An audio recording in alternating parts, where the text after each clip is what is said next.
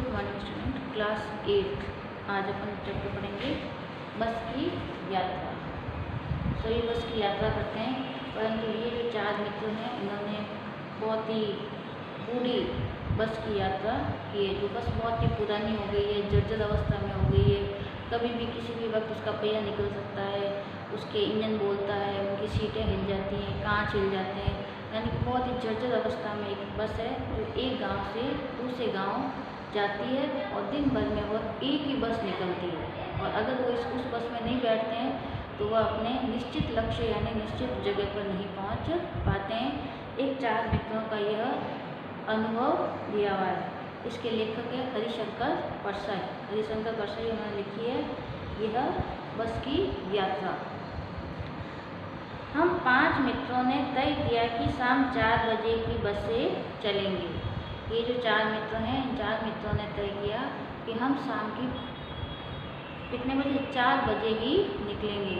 उससे पहले हम नहीं निकलेंगे, क्योंकि वहाँ पे एक ही बस निकलती है और वो शाम के वक्त ही जाती है। उसी बस के अंदर अपन को चलना है। पन्ना से इसी कंपनी की बस सतना के लिए घंटे भर बाद मिलती है। पन्ना जो जगह है, पन्ना से कंपनी की बस, जो कंपनी की बस है जहाँ पर इनको जॉब लगी हुई है, जहाँ पे इनको जाना है, तो पन्ना से जो कंपनी की बस सतना के लिए घंटे भर बाद मिलती है।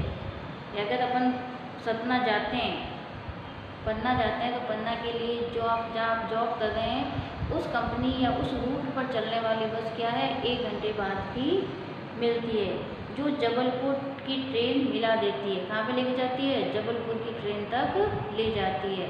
यानी एक गांव से दूसरे गांव, दूसरे गांव से दूसरे स्टेशन या छोटे गांव से बड़े गांव तक रेल, हर जगह तो रेल होती नहीं है, तो बसों के माध्यम से लोग स्थान पे पहुंचते हैं और वहां से वह अपने रेल पकड़ लेते हैं या ट्रेन का सफ़र करते हैं। सुबह घर पहुंच जाएंगे।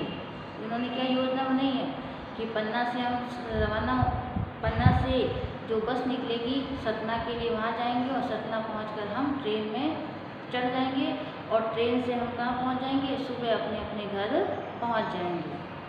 अपन भी योजना बनाते हैं ना, उसी प्रकार इन्होंने भी एक योजना बनाई। हम में से 2 को सुबह काम पर हाजिर होना था, इसलिए वापसी का यही रास्ता अपनाना जरूरी था। 5 में से 2 को क्या करना था, सुबह अपने काम धंधे के लिए वहाँ पर जाना जरूरी था। लोगों ने सलाह दी कि समझदार आदमी इस शाम वाली बस से सफ़र नहीं करते। शाम को जाने वाली बस है ना, जो बड़े बूढ़े लोग थे, जो अनुभवी व्यक्ति थे, जो बार बार बस में सफ़र किए हुए थे, तो उन अनुभवी व्यक्तियों ने इनको कहा कि शाम की बस में यात्रा करना उचित नहीं है, अच्छा नहीं है। तो इन 5 मित्रों ने क्या पूछा, क्या रास्ते में डाकू मिलते हैं? क्या रास्ते में डाकू मिलते हैं इसलिए शाम को नहीं जाना चाहिए? नहीं, बस डाकिन है। डाकिन का मतलब होता है जो मनुष्यों को खा जाने वाली, मनुष्यों को मारने वाली बस है। बस जर्जर अवस्था में होगी तो कभी भी उसका एक्सीडेंट हो सकता है, कभी भी दुर्घटना घट सकती है, और जब दुर्घटना घटती है तो लोग मर जाते हैं। तो उस बस को क्या कहते हैं इन्होंने, डाकिन कह दिया कि यह मनुष्यों को मारने वाली या लोगों को मारने वाली है। अब यहाँ पे व्याख्या भी दी हुई है, जो मैं व्याख्या आपको पढ़ के सुना देती हूँ, सुन लें। लेखक अपने 4 मित्रों के साथ शाम 4 बजे बस से पन्ना पहुँचना था।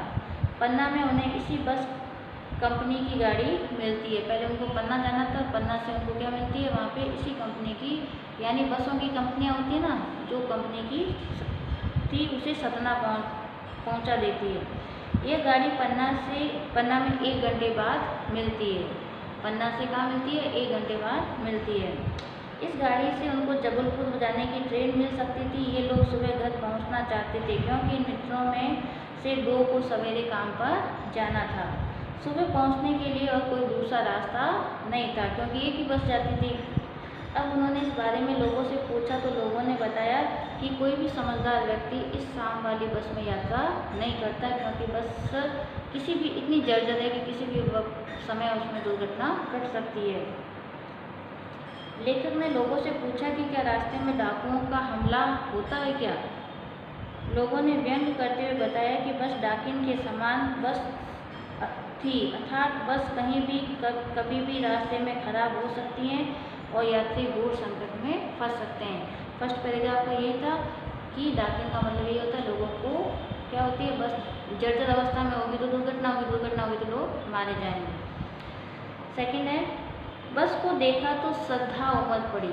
जिस प्रकार भगवान को देखकर श्रद्धा उमड़ पड़ती है और बड़े बुजुर्गों को देखकर उनके प्रति श्रद्धा या आदर का भाव जागृत हो जाता है, उसी प्रकार उस बस को देखते ही इन लोगों के अंदर उसके प्रति आदर या श्रद्धा के भाव जगे। खूब वयोवृद्ध थी। बस कैसी थी? बहुत बूढ़ी थी, बहुत पुरानी थी। जिस प्रकार एक बूढ़ी, बड़े बुजुर्ग होते हैं, बूढ़े होते हैं, उनको देखते उनकी सेवा करने का, उनके प्रति श्रद्धा आदर का भाव जगता, उसी प्रकार बस के प्रति भी इनका भाव जगे। बस क्या थी? खूब वयोवृद्ध यानी बहुत बूढ़ी थी। सदियों के अनुभव के निशान लगे हुए थे, उसके ऊपर कई प्रकार के स्क्रैच लगे हुए थे, तो वह सदियों यानी कई लंबे वर्षों से चलने के कारण उसके ऊपर कई प्रकार के निशान लगे हुए थे। लोग इसलिए इसमें सफ़र नहीं करना चाहते कि वृद्धावस्था में से कष्ट होगा।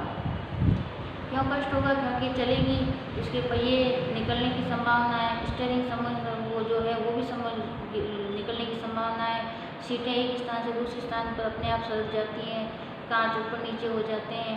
तो इस अवस्था में, जर्जर अवस्था में अगर हम इस बस में व्यस्त करेंगे तो क्या हो जाएगी? बस क्या हो जाएगी? वृद्धावस्था में से कष्ट होगा।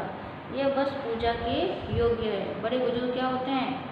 पूजा के योग्य। उसी प्रकार ये बस भी क्या है? हमारे लिए पूजा के योग्य है, सिर्फ पूजा के लिए। अगर इसमें बैठेंगे, सफ़र करेंगे तो कभी भी नुकसान, दुर्घटना हो सकती है। उस पर सवार कैसे हुआ जा सकता है? ऐसी जर्जर और इतनी कमज़ोर बस में कैसे हम सफ़र कर सकते हैं? बस कंपनी के एक हिस्सेदार भी उसी बस में जा रहे थे। जो कंपनी होती है, जिस कंपनी की बस है, उस बस के दो पार्टनर कह सकते हैं, दो हिस्सेदार हैं, यानी दोनों ने उसको खरीदने के वक्त अपना अपना हिस्सा या अपना अपना पैसा लगाया था।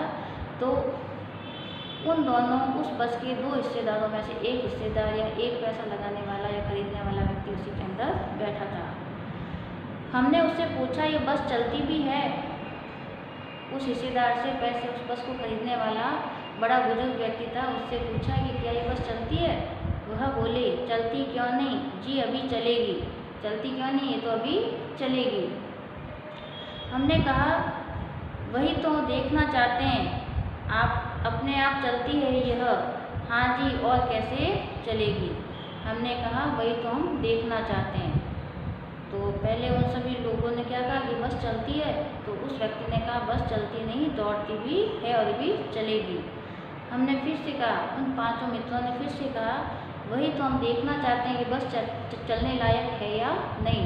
अगर चलने लायक है तभी तो इसमें सफ़र करेंगे, और नहीं चलने लायक होगी तो नहीं करेंगे। आप अपने आप चलती है यह? हाँ जी, और कैसे चलेगी? क्या ये बस अपने आप चलती है? गजब हो गया, ऐसी बस तो अपने आप चलती है। ऐसी जर्जर और ऐसी बस तो क्या करती है? अपने आप चलती है। वो अपने बस की प्रशंसा कर रहा था, बहुत ही, अपने जो रिश्तेदार था वो बहुत कह रहा था, ये तो अपने आप चलती है। हम आगा पीछा करने लगे।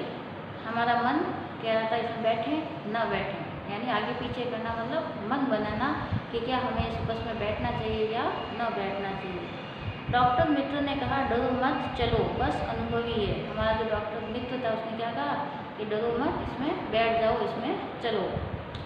बस क्या है? अनुभवी है, बुजुर्ग है, उसके पास खूब सारे अनुभव हैं।